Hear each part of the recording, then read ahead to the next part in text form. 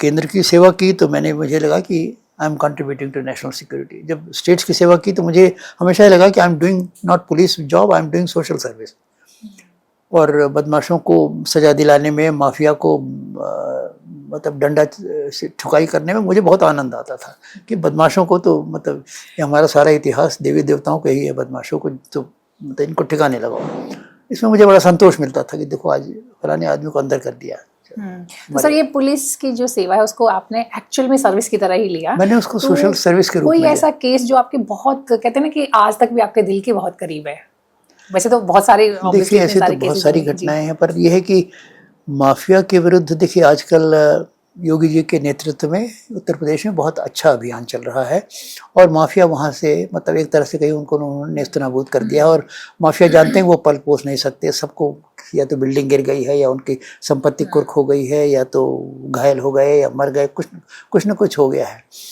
पर अगर UP police का इतिहास देखें तो माफिया के विरुद्ध सबसे पहला अभियान जो चला था, और ये रिकॉर्डेड फैक्ट है, वो हमारे जब मैं डीजीपी था उस समय माफिया बहुत से लोग जो बाद में बहुत बड़े बड़े सरगना बन गए वो अभी सिर उठा रहे थे। तो उनके खिलाफ मैंने एक जो अभियान चलाया था वो मतलब first campaign against the mafia. वो मैं उस समय के अभियान और वर्तमान अभियान में फ़र्क है कि उस समय वो डीजीपी के इनिशिएटिव से चला था, अब तो योगी जी के इनिशिएटिव से चल रहा है। तो अब पर यह है कि मैं मतलब with in the framework of law जितना था मैंने बड़े संभाल के उसको काम किया।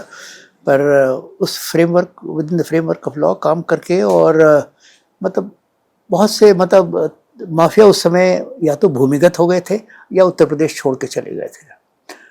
अब जैसे मुख्तार अंसारी का बाद में आपने बहुत इतना नाम सुना, पर मुख्तार अंसारी सच्चाई यह है कि वो इतना भयभीत था पुलिस से कि वो अपना गाजीपुर में घर छोड़ के चला गया। कहाँ चला गया किसी को नहीं पता।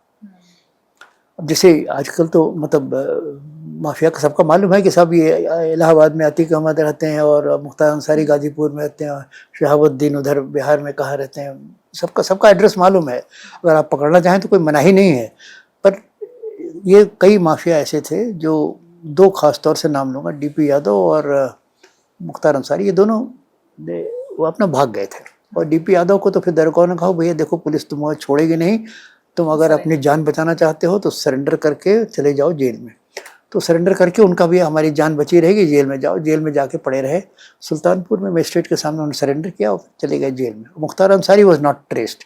वो तो यह थे फिर उसके घर की कुर्की कर ली गई। कुर्की भी बड़ी सख्ती से कुर्की होती है। कुर्की में तो देखिए मतलब समान कुर्क होता है, पर हमें याद है अभी दरोगा बड़ा डींग मार रहा था, हुजूर मैंने तो ऐसी कुर्की की है गाली दे के वो जिंदगी भर याद रखेगा।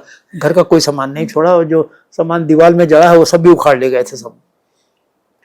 तो मुख्तार अंसारी को उजाड़ दिया गया था हमारे टाइम में और वो भूमिगत हो गए थे, कुछ पता नहीं था। तो ये मतलब एक दहशत थी कि पुलिस गलत आदमी को छोड़ेगी नहीं।